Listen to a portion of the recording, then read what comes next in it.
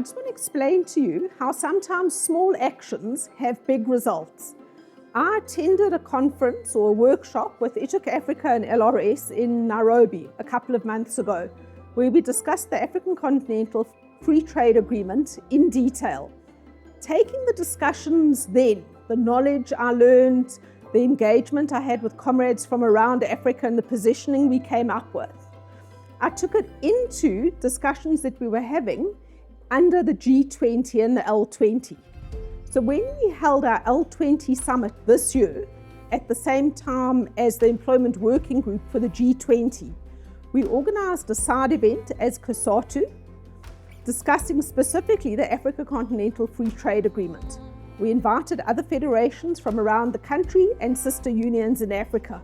We came up with strong positions around the Africa Continental Free Trade Agreement.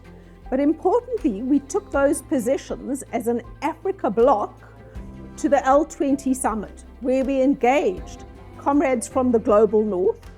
And the summit declaration that we put out from the L20 included very strong provisions around the African Continental Free Trade Agreement.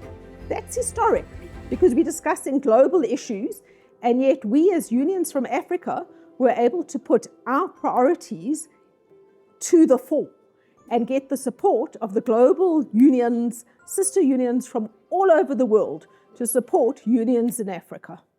One of the things that I found particularly useful and innovative in the workshops being led by the LRS is the discussion on messaging. Very often as unions, we like to look at the content, we like to do a political analysis, but we don't take considered time on how we're going to get that message across, whether it be to members of our unions, whether it be to bosses, whether it be to governments. This has been a theme that I've picked up in the workshops run by the LRS, where we've discussed the Africa Continental Free Trade Agreement. And it really has helped when we had to put forward our messaging to the global stage.